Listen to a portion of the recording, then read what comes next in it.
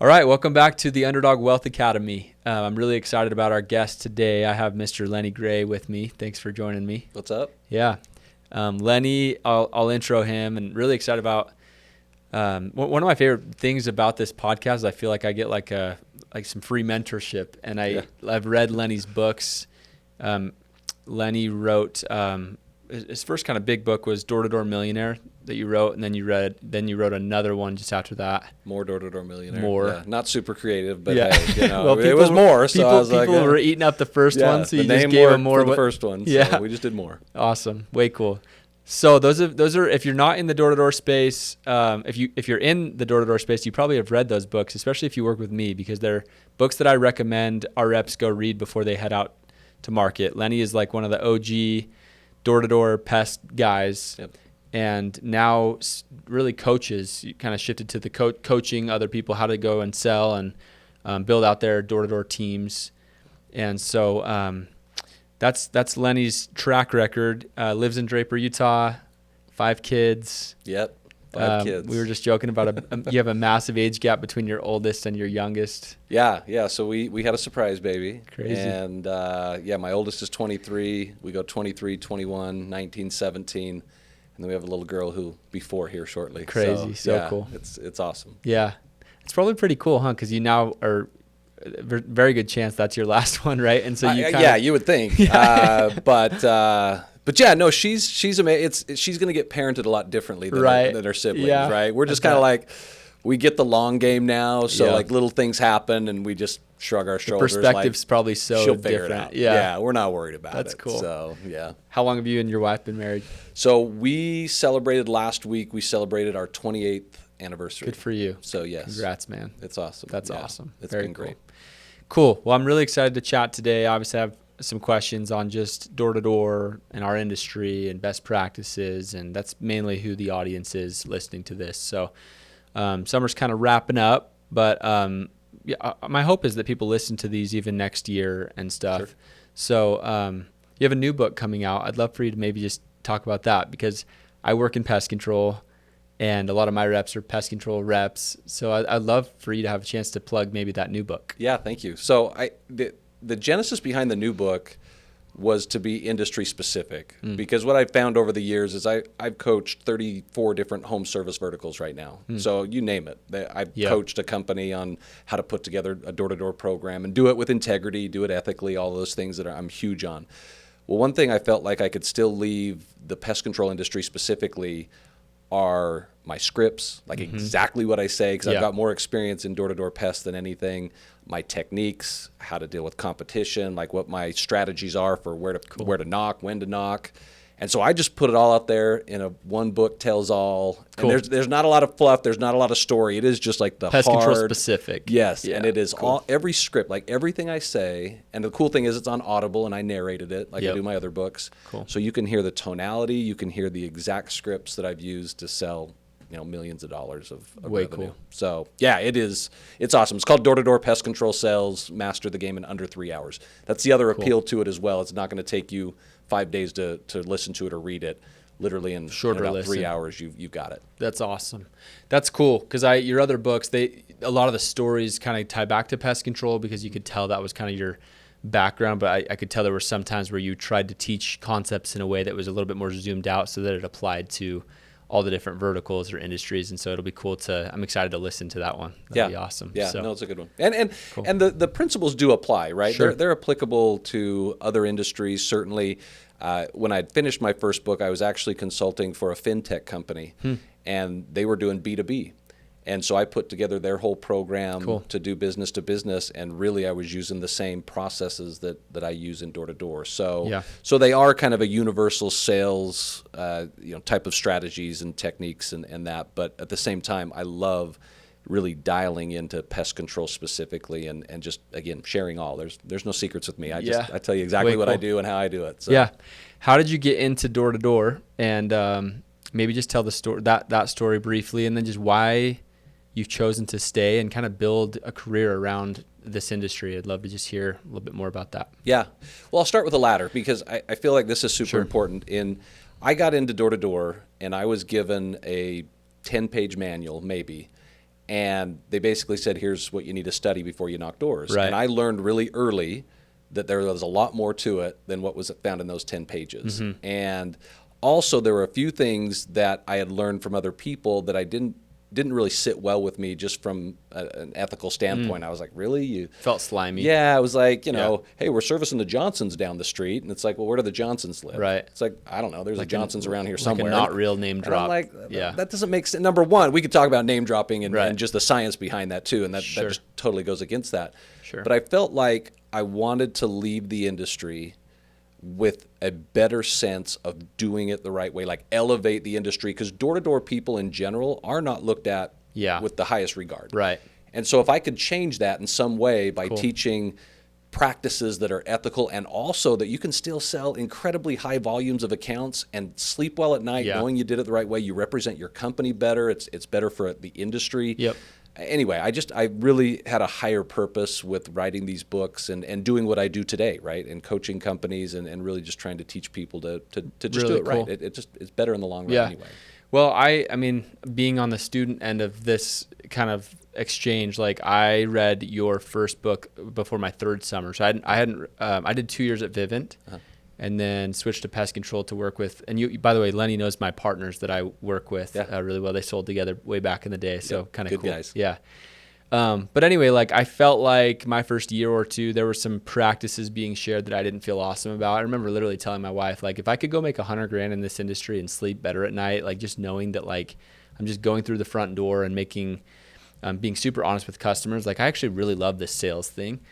And I remember reading your book, and that was my experience. Like it was just like upfront, honest, tell the customer what it is, and go create real value. And like you can go make a ton of money and do it in a really ethical way.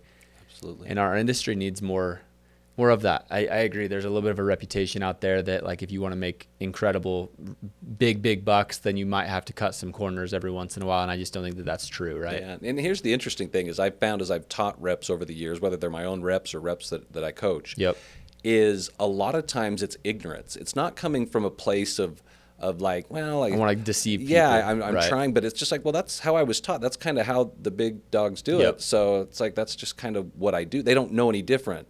But once you really dial that in and you figure that you teach them that you don't have to say that and you're going to get the same result. Right. You can either word it in a different way or completely eliminate that train of thought, and it's not going to change the outcome. All it's going to do is change how you feel about yourself. Like Sure. you're going to feel a lot better about yourself Yeah. because you didn't feel like you were deceptive in any way. I love that. And so that's, I think a lot of times it does. It comes from a place of ignorance, or, a lot of these companies, they hype up their they're top guns. Mm-hmm. They're hyping them up. Everybody sees them. They're on the billboards. They're the ones saying, I made $200K in 4 months. Right. But if they're the ones that are being the unethical or they're really shady on the truth, well, then everybody just looks at them and says, well, I've just got to be like him. I'm going to copy and paste what they do. I have to be at that level. I have to do that. Yeah. And you just don't. Like I know from personal experience, certainly, and then other people, that you don't have to compromise your ethics to sell a ton of accounts and it's just not worth it, right? No. It's not worth it. No. Yeah. The problem with like doing unethical things is like it just takes one time. And you can lose, like you can go sell 1,000 accounts in the summer, but if one of them is just totally slimy, unethical, the whole thing can collapse. Sure. Right. And so it's never worth it. Like it's just not worth the extra sale. It's better to sleep at night. Absolutely. And just have full confidence that you're a person of high integrity. I think that's super big. Yeah. No, it is. It's that. big. Like I said, it's big for you individually, first and foremost. It's big for the company you represent. Yep. You also represent an industry, whether it's pest or solar or alarms, but you also represent the door-to-door industry. Yeah. So I think we have to hold ourselves to a higher accountability of integrity. Yeah. And that, again, you can do it. We've seen people over the years. I mean, I've been in it almost 3 decades right now, and you have people doing it the right way, and it's great. Yeah, it can happen. Love that. That's another question I have. Like you've been in this industry for almost 3 decades. What changes have you seen, and what's your take on like the current landscape of our industry, door-to-door sales, maybe pest control specific, but also just kind of the whole space? Yeah.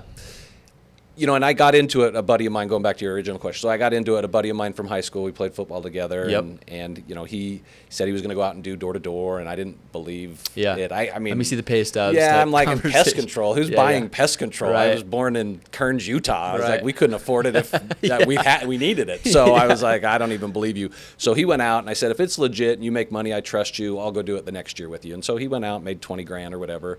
Says, hey, I'm going to be a team lead next year in Birmingham, Alabama. Come with me to go sell. We have a for group in Orkin. Huntsville. So okay, just up the road. Yeah. But so anyway, so that was kind of my start in it. Just disbelief, number one, but then actually going out. And I was the top rep in Orkin, the first year. So I ended up, and it was a great group too. It wasn't like I was the only one. It was like we fought. Was that for Eclipse or was it? Yeah, that was for Eclipse. Okay, marketing for Orkin. Cool. Exactly. So, awesome. But I look at that where it was and where it is today, and there's a lot more sophistication.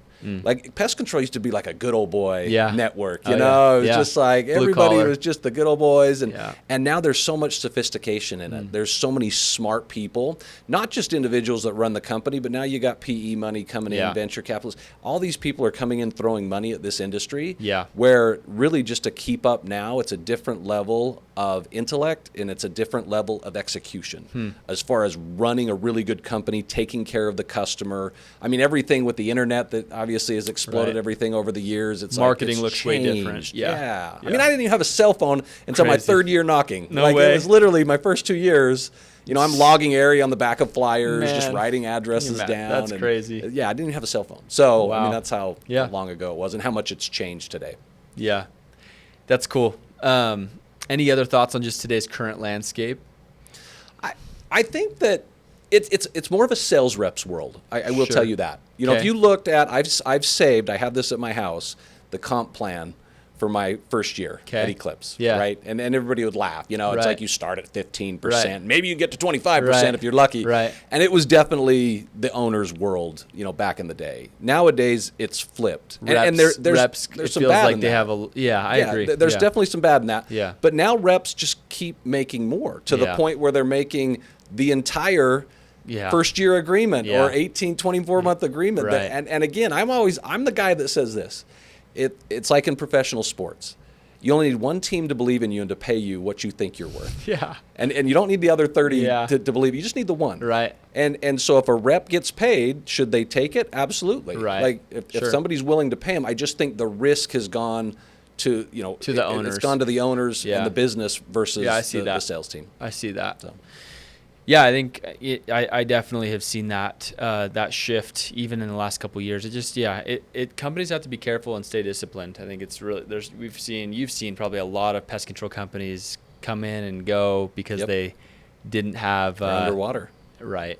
Yeah. Yeah. Stay disciplined. That's big. And when we started, I mean, it was me sacrificing the greater good. It was just two of us, my business partner and I. We're still partners, right? And I was selling, he was spraying. That was it. Yep. How long ago did you start that? That was 2003.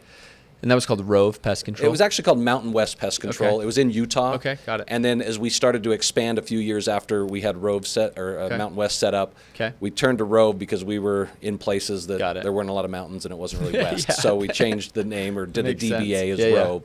But when it was just the two of us, I mean, I put on my first year, I did about 1,200 accounts. It was about $500,000. Yep. Which you might say today, it's like big deal. $500,000 isn't going to get you on the stage to win the Golden Award. 1,200 accounts is no joke, though. But I will tell you this: if you look at it and say, okay, in 2003, what was the value of $500,000? It's valued at about $1 million today. Yeah, because of inflation for sure. Yeah. But I didn't get paid a dime in commissions. It was literally for the greater good. So the next year we could afford to start bringing in a team and that. So we did a little differently than they do it now, where they get underwater quick and it feels like they're constantly trying to swim. Just because I had the ability to go out and put on massive numbers of new accounts. Yeah, so. Very cool. No, that's awesome.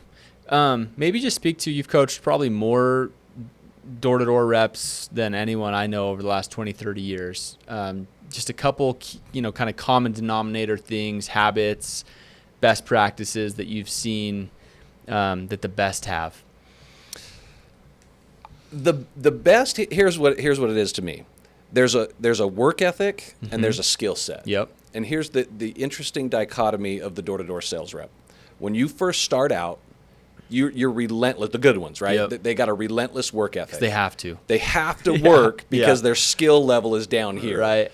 But then over time, you I just love kind of this, see yeah. this happen, right? Right. And all of a sudden, you get these skills, but you become a little lazier because Right. you know you can just go knock in prime time. Right. You can do. In fact, at Eclipse 100%. back in the day, they had I think it was my second year at Eclipse. They basically said, we're not going to require experienced reps to work a certain number of hours. We're going to see what happens. And they're like, listen, they're experienced reps. They're going to go out and do their thing. We're going to be fine. It was the worst year of average sales per rep in company history. Because there was no push for inputs. It was just like, we trust your skill set. You'll go figure it out. You'll go get more out of less time. You can go from 6 to 8, and you'll sell as many as you did from noon to 9. Nope, didn't happen. And so I think that's the interesting dichotomy with sales that I see is when people the absolute rock stars, they stay here with work ethic, and their skill level just matches that. So cool. Yeah. And then when you get that, that's when the magic happens. Those are the rock stars. Yeah, I have a quote I've been hammering this summer, kind of all year lately, like over the last couple of weeks. But it's like, imagine if today you worked as hard today as you did when you were going through the learning curve. Yeah. Right. Love it. And it's like, whether it's your first year or your fifth year, like imagine if you worked today as hard as you did when you didn't know what the heck you were doing. Yeah. And that level of like desperation, you got to keep that. Because if you can go bring that to the table and your skill set is super developed, that's where magic happens, right? 100%. So 100%. Love so that. important. Yeah. So I think if reps just learn that discipline that it takes to just get after it. And I mean, I'm still knocking doors. I still go out with reps. Like I'm very relevant in the space. I don't have to knock for myself to go make a certain amount or sell a certain amount, but I still have to make sure I'm on point with, if I'm coaching a lot of people, I better know what's working and what's not working. Yeah. And so, but I see that often where one of the first or one of the most important KPIs that we measure is how many people are you talking to an hour? Because there's so many wasted KPIs in door-to-door. And I know there's great technology. There's a lot of canvassing tools right now. Right. I think some of it is, it's like a baseball player, right? When they swing a bat, if you're in the major leagues, it looks like it's effortless and the ball goes 450 feet. And you're just like, oh, wow, I'm swinging out of my shorts and ground out to second base. Right.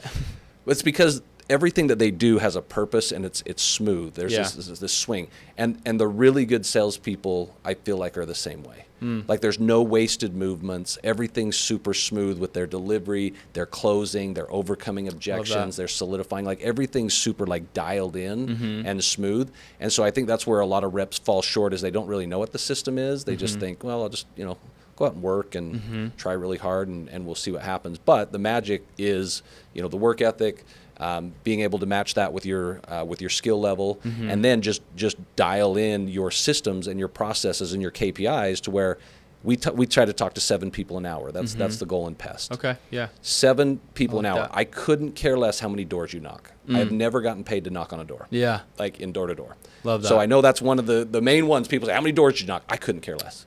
I'm not selling anybody unless they answer the door. Not only that, but they're a decision maker. Right. Teenage daughter, son answers the door. I don't even count that. That's an empty door. We don't even mark that. So what I'm first trying to do is I'm trying to measure how many people am I talking to an hour, and that will give me an idea. Because if we're saying you knock 7 hours a day, we round up to 50 people a day. Now I can start to play around with the other things, because to me, door-to-door is a math equation now. Yeah, that's the true top of funnel is what you're saying. Yeah. So if there's a funnel, my true top of funnel is how many people am I getting in front of? Yes. And so you're saying sometimes we deceive ourselves in playing this how many doors did you not game when it doesn't matter.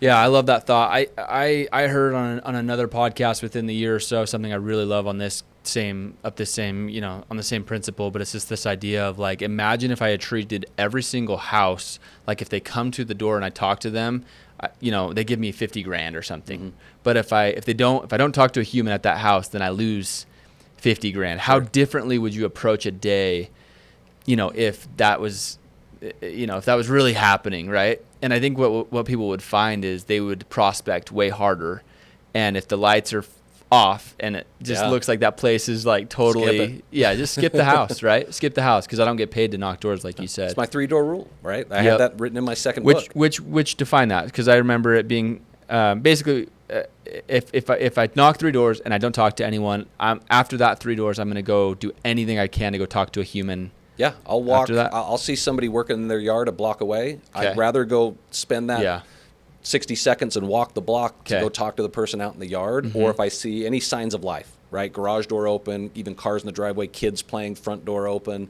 Like I'm only making money if I talk to people in door to door. So I don't care to, and that's the other thing too. Like the mental aspect of door to door is tough enough to where if you're not talking to anybody, you get inside your head more. Yeah, it's like icing the kicker. Yeah, it's like exactly. a kicker that just, it's like, put me on the field, let me just kick the stinking use your ball. skill. Yeah, Go talk to people. Right. That's what you're paid to do. Right. So yeah, the walking around endlessly, just putting out, even if you're putting out door hangers, you have some kind of a, something to hand. It doesn't matter. Like to me, the real ones, they just want to talk to as many people as possible. Yeah. The fun days are when you're talking to a lot of people. Yeah. That's when it goes fast. Yeah. That's when you don't even Yeah. know what happened. You know what I mean? It's just like, That's wow, right. it's already dark. So if that's kind of your true top of funnel, because I love that. I think I totally agree with that. Just efficiency. Our top rookie this year, I went and shadowed him, and I go out same thing. I go shadow reps, and I'm on the road. We had eight teams this year, and my top rookie, total stud kid. But one of the things I noticed watching him this year was his pace. Like the kid, he had this like he was intentional about getting an extra fast scooter because the extra miles per hour that thing could zip around with adds up, right? Yep. His whole thing was just like pace, and it felt like all day long. Every time I went and shadowed him, he could tell really early on, this person's not serious, I'm on to the next. Yeah. And so I think that top of funnel idea, not just who am I talking to, but then also qualifying from there. So maybe just speak now to, like, as I'm moving down that funnel in terms of KPIs, how are you thinking about what are successful reps doing? I have a 6-step sales flow process, and this is in the new book. Cool. Like it outlined it specifically Very for cool. pest control people, but let's high level that. Okay. So we talk about, that initial approach, Okay. right? You have those first 20 to 30 seconds. I've got a 5-step award-winning initial approach, what everybody should be able to say, and memorize. Once we go there, so once we actually are in front of a decision maker, a homeowner, the next thing that I'm measuring is how many of those people can I qualify, my qualifying ratio. So I talk to 50 people in a day, depending on the industry, depending on the location. I mean, if you're in a traditional pest control market, something where you could sell year-round, Florida, Texas, California, whatever, you could look at that and say, I've got 5 main qualifiers. And how I came to these is I reverse engineered every sell I've ever made on the doors. Okay. And I said, what were the commonalities there? And I found at least one of these 5 things, most of the time it's 2 or 3 of them, are common at every sale. So what that tells me is if I can't get somebody to qualify on one of these 5, then I call them a Tom Cruise. They're mission impossible. I leave. It's not worth my time. I'm not going to sell them if I paid them, let alone they're not going to pay me, right? So I look at those 5 qualifiers, again, outline them in the book, tell you exactly what I'm looking for. But if I can hit on one of those qualifiers, and in a traditional market, I could be up to 80, 85%. One of them is just seeing that you have pests. Right? If you're walking up to a door, you can see spider webs in the eaves, wasp nests, ants, if you're in a traditional market. Some of the northern markets, it might be a little harder, but it's not impossible. So then the qualifying ratio should, at very minimum, in a non-traditional pest market, should be around 50%. I should be able to qualify 50% of the people I talk to. Okay. Once I get my qualifiers in, now I know they're worthy of my time. I spend time with them. Then I get into my value building. That's step 3 of my sales flow process. We got to have an award-winning value build that people think it's customized. And so when I'm done value building and dropping and mentioning the price and everything, people think this is the perfect service for my house, or this is the perfect situation for my yard or for my family. You customize the crap out of it so people go, wow, this is perfect for us. Okay. Once you've done that, then you're going to obviously close. You're going to ask for the sale. Typically what happens then is a cyclical process of once I close them, they're going to have a concern. You address the concern, you close again. And you just keep doing that till their concerns are all exhausted.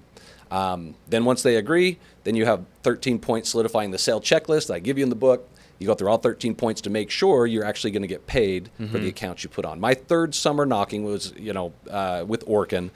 I was in Jacksonville, Florida. I sold 674 accounts.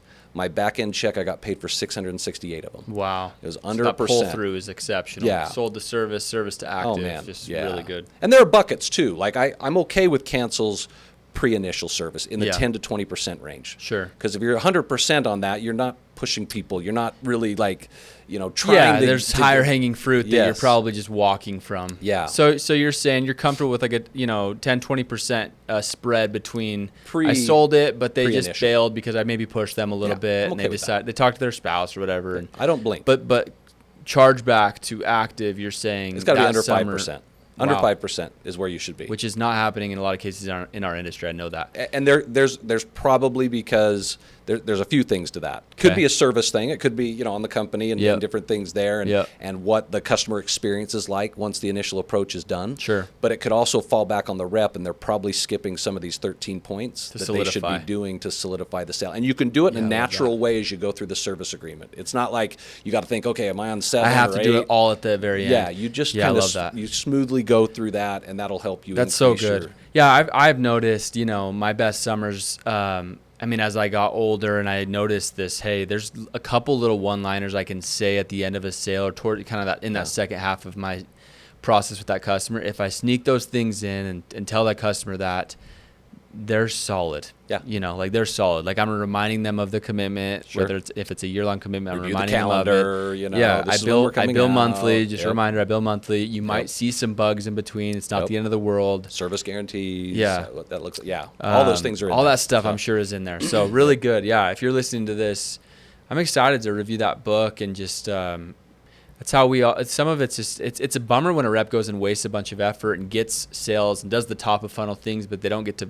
Those customers don't pull it. They don't pull through, right? Yeah. And we don't get paid unless you get qualified customers that are actually paying their bill. And not to mention, it's a drain on the company. It's a drain on those resources. Totally. So you're sending people out there. You do this big wham bam, like, hey, this is a great initial service. You get, and then people are like, well, yeah, I still got an ant. That I saw, and this guy said I'd never see a bug again. You totally oversold it. Right. You still have to pay the technician, which could be so easily avoided by just saying, oh my gosh. Set up. But you're right. Like it's at a company level, you'd rather just not even have that. Yeah. Like you'd rather not have to go out and do what you did. That's what's crazy about how I look at things. Because I think I have a unique way to look at it. Because you got a lot of people out there teaching reps how to sell like crazy and do really good things, and that's great. Sure. But have they owned a company? Have they been a business owner for 20 years and seen the good, the bad, and the ugly with all this? Let me give you one example. This is a fun one. So knocking after dark. Yeah. Let's talk about that for a second. Yeah, I love it. Okay. So what do you see if you're a summer sales rep? When you see somebody that's like, dude, group text, locked up my last sale. It's 10 o'clock. I'm still out pounding, and everybody champions that rep. Yeah. Susie, what a stud. Freaking sold an account after 10. She was still knocking. Right. What a hero. I'm in here eating ice cream. I'm lazy, and Susie's out there crushing. Yeah. Well, here's what happened in the wake of Susie doing that. She just got the company 5 one-star reviews because she woke up a kid. Dog started barking along the way. You're saying, like at the from 9 to 10. Houses. From 9 to 10. Yeah, was great. And now Susie looks like a champion to the sales team. Yeah. But to the business owner, they're like, freak, Susie. We don't even want that one account. But I can't come out as the business owner and say, hey, this sucks. Like, you can't do that. That's a really hard thing because you're speaking to the balance of the operator and how they view things versus the sales side. Yes. Yeah. You have to have those two married to really make magic. So Love it. I write in the book about what's the best use of time after dark. I have a whole section on how do you maximize your time after dark that's not going to be something where, again, bless their hearts, there's a lot of great sales coaches out there, but if they haven't owned a business, they don't see that kind of stuff. Yeah. And it's like, how can we win on both fronts? And you can. That's the best. Yeah, part. My partners, which I think I'm really grateful for, because I think along the way they've tried to really drill into us, like, treat this thing like you own it. You know, treat this thing like you own it, win-win or no deal. And when I say win-win or no deal, it's win between the rep and the company, but also between the rep and the customer, right? Like, just win-win all along the chain. Yep. And I think sometimes on the sales side, it's just like sell. But there's some, you need to do things the right way. It goes back to that kind of like making sure you can make a lot of money, but you can do things the right way. Yeah. So what do you do? Yeah. I'm just curious. Yeah. I'm going to ask you. Yeah, I'm interviewing you now. Yeah, please. No soliciting signs. What do you teach? What do you practice? Yeah, we knock them. Okay. I mean, some markets, as you know, like they're everywhere. Sure. And man, it's like we wouldn't have a job if we didn't knock them, you know. And I think in your book actually, you mentioned a story. I can't remember. It's like a family friend that always buys from us. Yeah. My in-laws have a no soliciting sign. They just moved, but they did at their old house, and they buy every summer from a pest control kit. You know, Sure. so kind of a similar story there. We teach to knock them. We teach to be very respectful. And if someone comes out and points to the sign, we err on the side of apologizing, owning it. Never the whole like, I didn't see the sign. Yeah. Sorry, I can't read. I'm a door-to-door person. That's Yeah. why, like I've heard that whole like, Yep. I'm illiterate. That's why I'm a door-to-door person. Yeah. I can't. Yeah. I hate that stuff. And I think again that signals to what you're talking about with like that stuff's just bad on a company, right? Yeah. But I don't know. I mean, my partners might think differently about no soliciting signs. I wear the sales hat because that's my role Sure. in our partnership. Is I want to go drive revenue. So there's probably this balance there. But I'm curious what your take is. And it evolves, right? Everything Yeah. evolves over time. Sure. And so here's my first rule of thumb with no soliciting signs. If you're a rep and you get a little nauseous and you're a little skeptical, Yeah. don't try to be somebody you're not and go knock that door. Because I feel like when people answer the door, if I'm skittish as a sales rep right off the bat, it's like blood in the water for a Customer shark. Like feels people feel that. Yeah. And they just own you. Yeah. And so you've done yourself no good. Yeah. Because now you're coming from a place of weakness. Yep. Okay. So I think that's rule number one with me. Okay. I'll ask a rep. I'm out on the door. It's like, oh, no soliciting sign. Do you feel comfortable knocking? Not really. Okay. Next door. Yeah. Like I don't Sure. care. Like it's like I'm not going to go there with somebody who doesn't feel comfortable doing Sure. it. Now, for those of us that do, I'm the same way. I feel comfortable knocking a no soliciting door. That's okay. Right. I will tell you, remind me, the one sign that I'm not knocking the door, and we'll get to that here in a second. The baby. Wake up the baby. Yeah, don't wake up the baby, because now I got a 4-year-old who takes an afternoon nap, right? Like I actually am in remember. the same boat as you. Like when we I'm started not having knocking kids. that. Yeah. Like, don't ring, don't knock, baby sleeping. Okay, done. Yeah, that's Like, I'm the out. trump card. Yeah, I'm Yeah, out. baby's the So, trump card. If you're listening to this as a homeowner somehow, somewhere, Yeah, put put one that up. sign up. Yeah. But that's the one I avoid. I'm in the same But boat. I agree with you in this. Here's the two biggest lies that reps tell when somebody answers the door and they got a no soliciting sign and they say, hey, didn't you see my sign? Yeah. Okay, the two biggest lies. And reps will position their body so it looks like they couldn't see the sign. Right? And the sign is literally neon flashing lights. And Yeah. they kind of like, oh, where's the Yeah. Oh, Just there so it dumb. is. Oh Yeah, my gosh, it's there's just your no dumb. soliciting. Like again, you're lying. Like you're Yeah. fabricating. That's never a good place to start to build trust with somebody if you're lying. Yeah. The second thing is when they give the classic response of, well, I'm not selling anything. If you're selling something, you are selling. Like, don't Right. lie. Yeah. Like, don't say I'm not selling something when, well, I'm just letting you know what we're doing for, Right. whatever. So how I put a twist on that to keep it on the up and up is I would say this. When somebody answers the door, I point out their sign immediately. I might say, hey there, my name's Lenny. I'm the bug guy. I saw your no soliciting sign. I was just coming from Cindy's house next door. I wanted to tell you kind of what we're doing out in the area. Why not just call it what it Preemptively, is? yeah. So that's one of my foundational principles of overcoming concerns is if I can address a concern before it is mentioned, then I can stay in control of the conversation. So do you approach hot hood, like knocking behind other companies in a similar fashion? Sure, Do you yeah. mention so preemptively? Yeah. You like to take the objection away from a customer Oh, if yeah. you know that they have that card to play. That's step number 4 in my 5-step initial approach is you Cool. address a common concern. Whatever that concern is, if I've talked to 5 people in a neighborhood and 3 people have said the same thing, oh, you're the 10th bug guy to come knock on my door, or we already have a service, Yeah. why not address them right So in the where's that initial line in the approach? sand where you start to preemptively bring that up? Like if you just feel like, hey, if I'm a betting person, they're going to mention this, then Yeah. I'm going to preemptively. Well, and look at it too. Like, okay, what's going to happen? We talked about traditional and non-traditional pest control markets. Okay, so let's talk about Minnesota and let's talk about Texas. We'll Yeah. throw those out there. Sure. If I'm in Minnesota, probably what I'm going to hear more often than not is we don't have any bugs. We Right. don't have a need. So I'm Sure. going to address that in my initial approach 100% of the time. If I'm in Texas, we're going to hear I do it myself or I've already got a company. Yeah. So I'm going to address that in my Right. initial approach. So Love it. sometimes it depends on what market you're in, Yep. what common concern you want to get out there just right up the bat. Love that. We're in some markets that are, like we're in New Hampshire, which is like no one has a Yep, pest control company non-traditional. out there. Yep. And then we're in some southern markets, same thing. So like a lot of our initials, if we're in a switchover market, it's like, who do you, the close is like, who do you have coming out doing the bugs this year Sure. for you? Whereas in a non-traditional, you're going to probably go, like you said, I'm preempt. sure you're not seeing anything, Right. and Right. Yeah. For Love sure. that. Yep. That's awesome. Yeah, that's a really, really, that's helpful.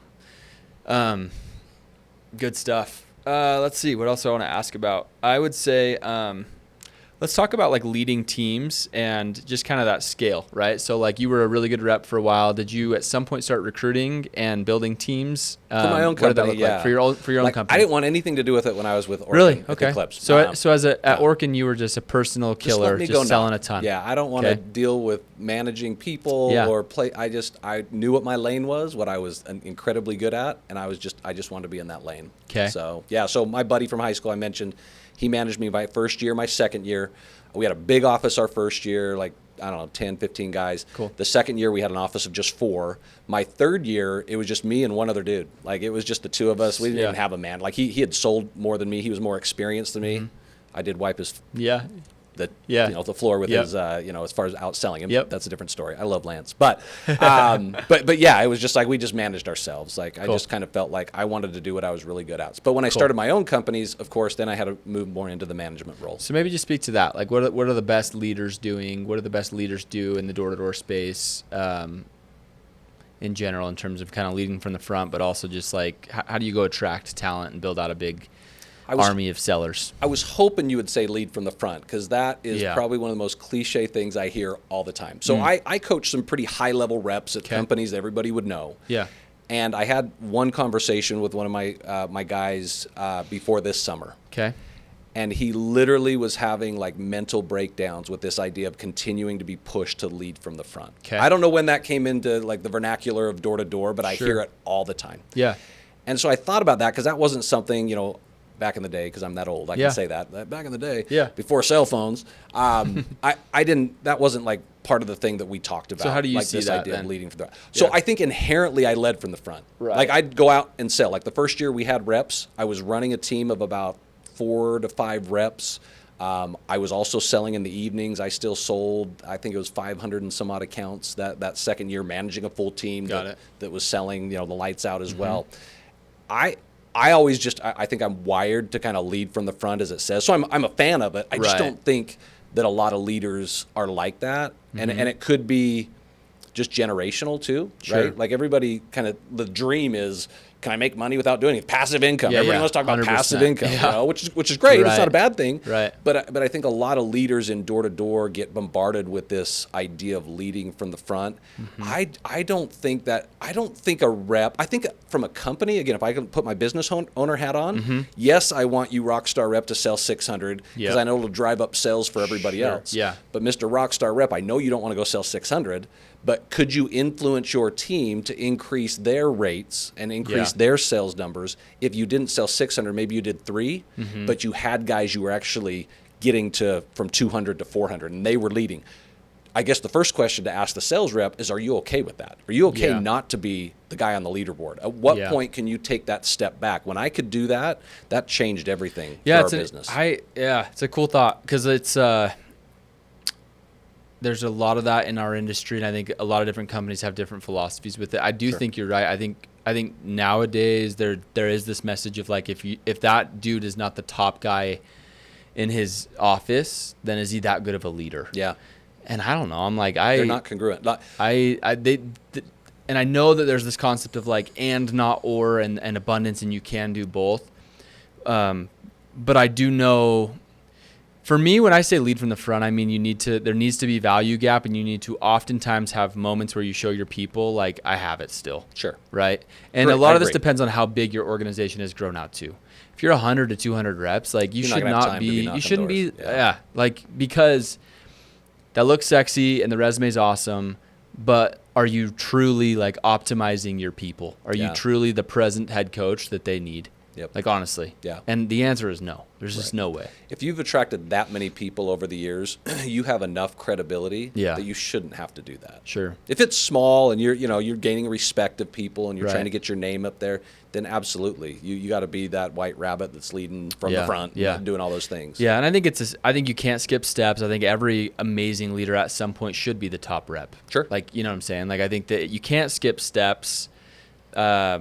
But I do think that at some point, like, if you're Like the impact you're having, for example, like for you to just go back to square one and go knock and do 1,000 accounts. It's just like your impact is so much bigger than that nowadays. And I think it's a game of sequences, right? Yeah, So I agree.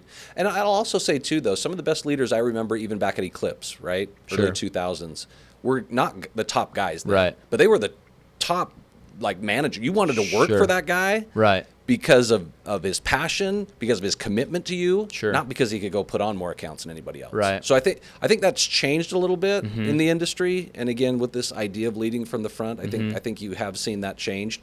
So I don't necessarily, as much as this there is an order of operations to certain things, I actually think reps can be super good leaders in the door-to-door space without having the best door-to-door people. Sure. Yeah, I do. And I also think, just looking at my own personal experience, I was the top guy. I didn't want anything to do with leadership. Right. It was like, no, for me, I Both just can want to be do true. my thing. Yes. You can make a ton of money. I mean, I have a couple guys sell for me that we call them like pillar reps. Like they're just dang good and they sell a ton. And honestly, that's probably the highest and best use of their time. Yeah. Like it just is, right? What you got to be careful with, I think, as a top producing rep is you got to be careful. And this is where some of the ethics come into play, I think, sometimes, is these top reps are not willing to show people what they do. I remember this one company in particular, I won't say any names, but they're like, oh, one of our owners, or I can't remember, one of the, shareholders, whatever, was like, he can sell he's just the most amazing guy. It's like, well, what does he do? Well, he doesn't go out with anybody.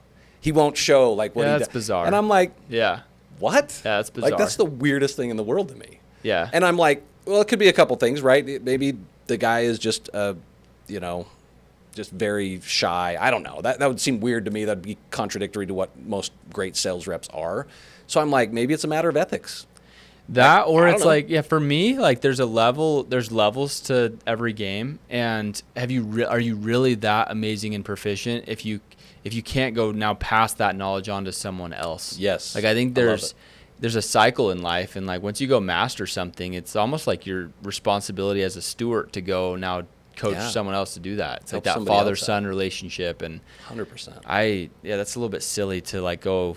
It's like the parable of the talents, it's like I'm just going to bury mine up here and expect, everybody to respect that. Yeah. It's like, and again, the way they had sold it to this company, I mean, I got to give them props. Like people were like, isn't that awesome? Yeah. And I'm like, no, like, that's horrible. Yeah. Like what's this guy doing? Why can't he share what he's doing to be successful? Because I don't know. I said, unless I saw it, he could be great and ethical and all that.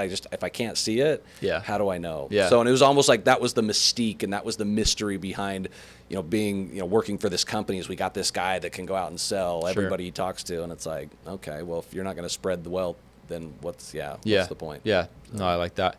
What's your take on the pest control industry right now in terms of like, because we're selling really big contracts, it feels like the whole industry shifted to that. There's some companies doing multi-year stuff. I don't know, any like nuggets from you, or just on kind of the landscape of pest control specifically? Yeah, great question. So yeah, contract, it used to be back in the day before social media, it was all like, you're doing pigeons and you're sending like leaderboards on by pigeon or whatever. Yeah. Now it's so out there. It wasn't a huge deal, but nowadays, like, it's out there. Right. There's events where, all reps from all industries are celebrated and that. So there's a lot more pressure on reps to perform nowadays than I think there used to be. Like if you're not super self-motivated, then you're going to find motivation from just inherently from canvassing apps, from your company and how they're kind of promoting and incentivizing, their leaders. It was number of accounts, right? We saw that maybe, I don't know, it was 5, 6, 7 years ago. It was like everybody's, how many accounts did you sell? Well, that's not good enough because that doesn't tell the whole story. We know that. Now it's ACV, right? What's your contract value? Like, I know that shift happened right when I started winding down. Okay. Like my last summer was 4 or 5 years ago. Yeah. And I sold 600 my last summer accounts. Yep. And nowadays, like in revenue, people couldn't care like my summer wasn't even that impressive because like they don't. Kids nowadays are like, "What did you do in revenue that summer?" And it's taken me. I got asked that a couple of times. I literally had to pull out a calculator and be like, I don't even know what I did because it was all accounts. Yeah, like no one cared about revenue. So to your point, but that shift has been interesting. So what has that shift done, and like how do you see that? So what's happened is it has driven either outpricing, and we'll talk about that, but I think this is important for the pest control industry in particular. It's outpriced the service, and or it's generated people selling for 18-month agreements or 24-month agreements because now their contract value looks double. And so I'm actually a bigger fan of that than overinflating pricing. Because again, on a 1-year contract. Yeah, from a business owner standpoint, like we always say, like our mentality was, we'll lose some battles, but we're going to win the war. So if I have somebody that switches over to me or from my company, and if they've lowballed them, like we'll follow up in a year and see what the service was like. Like, are you getting the kind of service that you want at the price you're getting? If you are, fantastic. If you can get it for a lower price, then that's the marketplace of ideas, and that's competitive nature of where we're at. Yeah, so I'm totally fine with that. But in the same vein, if somebody has outpriced somebody, and I'm a sales rep, and now somebody's paying, let's say, $400 a quarter. Yeah. And it's like just well beyond. Like that rep is going to win. That rep's company is going to lose in the long run. It's win-lose. Because there's 20 other door-to-door reps that are going to go switch that guy over, that account over the next year after that's out of contract. Yeah. So now you got this interesting situation where reps are getting paid handsomely, which we know, and people are willing to do it. So take it, if you're a sales rep. Right. But now you're not selling accounts that are going to stick around long term. So what happens there? What happens there is now you got a business that is sinking instead of growing with door-to-door. And that's where door-to-door can get a bad rap with people because as a business, you're not retaining those customers. No. Like someone pulls up next year, that's getting switched right away. Yeah. And honestly, maybe not even that. A customer can't afford pest control that's $400 a quarter in a lot of markets, right? If you're a business owner, you should, I think business owners do a really good job of setting a floor price. Like you can't go below this. I would also set a ceiling. Yeah. I would say, but you can't sell it above that either. Which hasn't even been needed until recently, it feels like. And we're still trying. I mean, in some ways we appreciate it. I feel like some of our competitors have really kind of set like a new 4-minute mile. I'm excited about the fact that we get to go charge more and the whole industry's charging more, but there's just a balance there. Like there's a sweet spot where it feels like, hey, this is still win-win. There's still some surplus for the consumer here because I'm creating enough value. Maybe I'm adding some additional services. Like, I think the termite thing and the mosquito piece, like some of that, if you can go create actual real extra value, then there's data to prove that those customers can stick around and that you're building a really awesome thing, right? Yeah. But if it's just GPC, $200 a month, it's just, I don't know. Like at some point, customers they're not dumb, And if they were dumb enough to buy from you, they are probably not dumb enough to stay on your books for 5 years, right? It's so true. Yeah. And again, I get it. Like companies are set up differently, right? Like does your company, are you set up where you have really nice trucks, you have really nice equipment, you offer 401ks to your employees, like all of those things, you're going to pass on some of that to the customer, right? But you're hopefully providing the customer with a better experience, with better technicians, because they have background checks, they do. All these things are happening to where you are justifying, as you said, that increase of cost. Yeah. And there is value in that as a consumer to say, I actually love my technician. I actually love that they pull up in a nice truck. I feel proud to be part of this company's culture and this company's. Because you're basically paying into a company that's allowed to now go level up in quality. Yes. Because they're making money, or they have some extra. But even then, it can go. You can err on the side of being too much and not offering enough, and then again, you're just going to be a target. You're not going to keep that customer long term in a business. Right. So you have to understand as a business owner what the value I'm bringing, and am I priced at the right spot from what my company's offering. Yeah, I think a takeaway just for listeners listening to this, I think you said it, but I think your take is super cool because you've sold a ton of pest control accounts, customer facing. Yep. You've taught a lot of reps, so you understand kind of that game, but then you also understand from an owner's standpoint, customer facing stuff.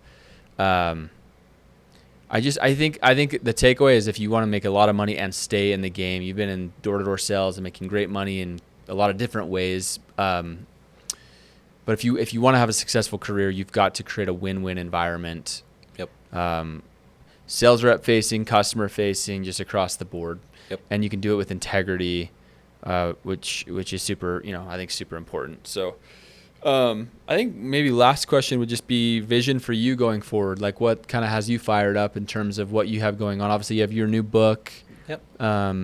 What else as Lenny Gray is moving forward? What's kind of on your mind? What's got you excited? So I've got the app out. A lot of people know about the app. It's called Ask Lenny. Okay. It's totally free. Cool.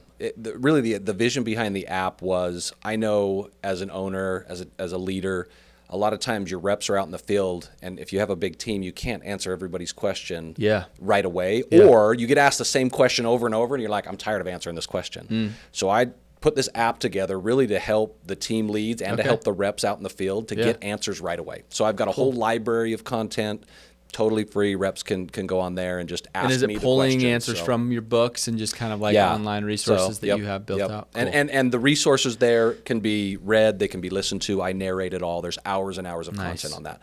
At some point, we're working right now on more of an AI version of this, where I can offer companies the opportunity to have the Ask Lenny AI bot or whatever to plug into their CRMs and everything else, so that their reps can just ask me like why not put your leaders in a position where they're not, hey, what should I say if the wife says the husband will be home? Like we can only answer that so many times that we just want to just die, right? It's like, come on, like I'm sick and tired. Right. So just find the resource that does it the right way, right? That sells it the right way, that looks at it from a business owner perspective. Why not have that as a tool that your reps can use and just take that burden off of the owner and have them focus on the other things that are driving their business and the growth. So the app's a big deal. I would also say, I mean, I've got a newsletter. Again, the more free I can give, I think the better for the industry, because really my heart is in the place of, if I can elevate the industry and make it more respectable, that's what I'd like to do. Cool. That's the mission. Yeah. My newsletter, it's every week. My newsletter subscribers, you go to d2dmillionaire.com, subscribe to my newsletter. I give a weekly sales tip, totally free. Obviously, social media. I put out more videos. I have more content. Whatever is your choice of social media preference, I'm out there. Cool. And people, again, the more free I can give, the more advice I can give to help somebody, so they don't have that 10-page manual like me and go, I guess I got to figure it out on my own. Right. Like, I would rather provide more with the books and all the free stuff. It's like, why not just learn from somebody who gets it, who knows it, and it's going to help you get to the place you want to go a lot quicker. Yeah. Finding mentors is a hack, and one of the coolest things about nowadays is, like, you don't have to have. I've listened to your books, read your books, and you've been a mentor for me, and this is the first time we met. That's the coolest thing about today, right? Sure. And so dive into the books, dive into the content. You'll never out earn your level of development, and I think that it's so important to become trained. If you treat this thing like it's sports, and you go and actually prepare, then you can make that kind of income. Off season, you're putting in the work, you're putting in the effort, not just during the summers, but like I said, I've got a lot of clients, and I have these regular calls with them, and we're getting them right mentally, we're getting them right just from just all the scripts, like everything just dialed in, so that when the summer starts, sure, they're going to have some tweaks and some different things, but they're just ready to roll. Ready. The first couple weeks, if you're not ready, you'll just learn, but you could be earning, right? Yes. You could be earning right away. And that first couple of weeks is super valuable, because if you can go, pick up some momentum, the whole rest of the summer feels differently. You don't feel like you're like digging out of a hole, if you will. Yeah. Momentum is key in sales. We all know that. Yeah. So, last thing. Yeah. I know we're probably short on time. No, you're great. I think a super important skill that a lot of sales reps miss out on is, we've all seen it where you're crushing, right? You start out, first person you talk to, you sell them, you keep going, and it's 4:30, and you're like, dude, I hit my goal for the day. Later, I'm out. Right. And you just killed your momentum. Like, every morning as a door-to-door rep, you wake up with the same amount of sales as everybody else. Zero. Yeah.